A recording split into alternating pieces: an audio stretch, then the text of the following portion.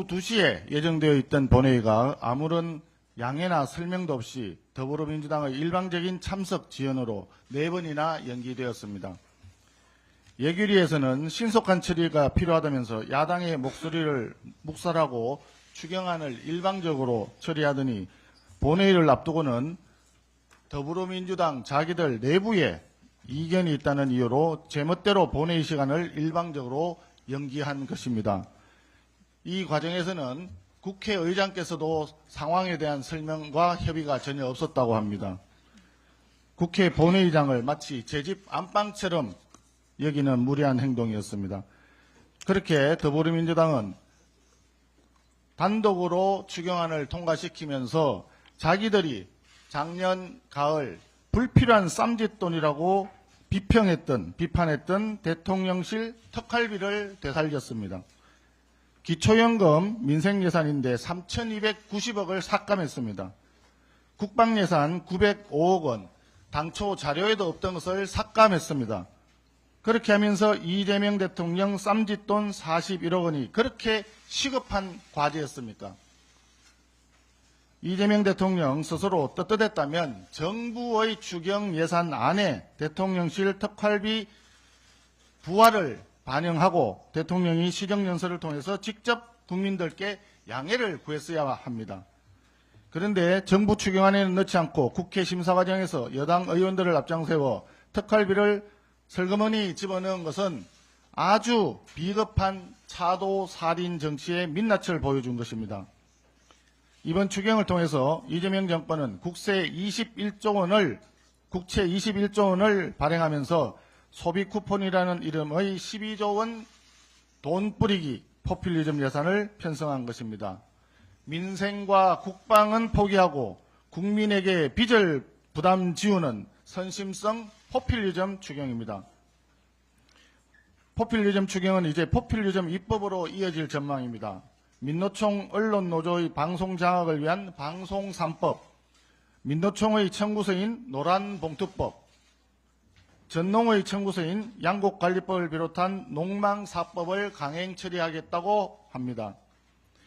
우리 경제 전체의 파이를 키우기보다는 이재명 대통령을 정치적으로 도와준 노조와 이익단체들을 위한 파이 배분에 몰두하는 입법 속도전입니다.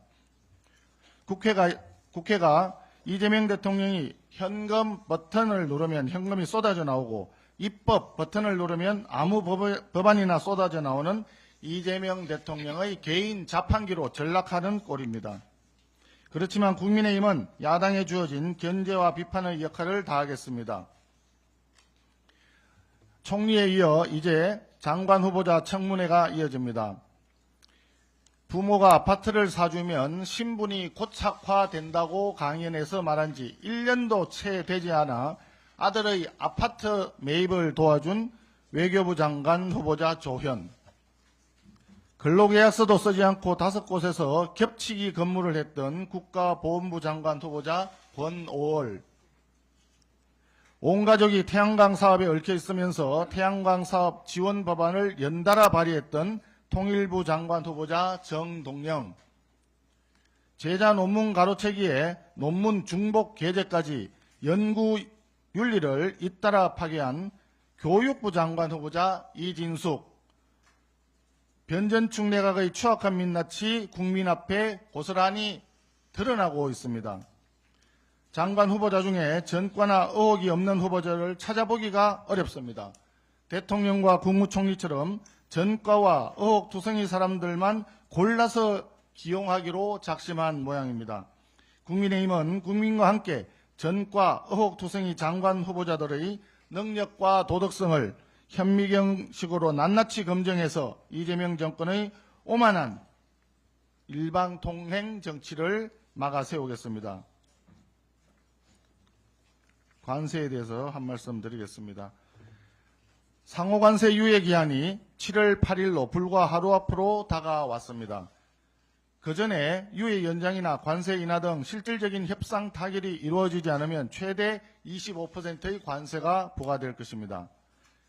이미 자동차에 25% 등 높은 수준의 개별 관세가 적용되는 상황에서 상호 관세까지 더해진다면 대한민국 수출 산업은 큰 타격을 입을 것입니다. 하지만 이재명 정부의 대응은 너무나 안이하고 너무나 늦은 것이 아닌가 우려됩니다.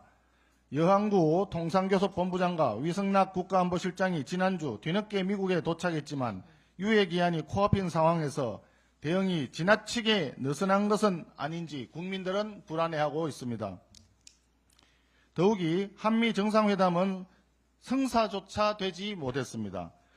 G7 정상회의에서 회담이 무산되었고 이재명 대통령은 나토 정상회의에 불참하면서 상호관세 유예 종료 전 정상회담은 사실상 불가능한 상황입니다. 트럼프 대통령이 주도하는 관세 국면에서 정작 우리 대통령은 트럼프 대통령과 대면 접촉조차 한 번 없었다. 이런 부분은 매우 뼈아픈 대목입니다.